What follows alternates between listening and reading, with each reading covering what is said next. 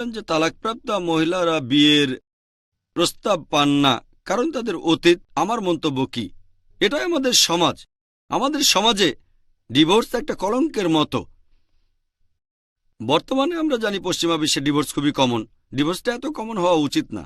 তবে ডিভোর্স হওয়া উচিত না এটা বলাও ভুল, কারণ আপনারা যদি সাহাবীগণের জীবনী পড়েন, এমন সাহাবা ছিলেন আর সাহাবিয়াত, তারা ভালো গুণসম্পন্ন ছিলেন কিন্তু তাদের মধ্যে ম্যাচ করেনি। গুণসম্পন্ন ছিলেন কিন্তু ম্যাচ করেনি, ডিভোর্স দিয়ে তারা অন্য কাউকে বিয়ে করেছেন।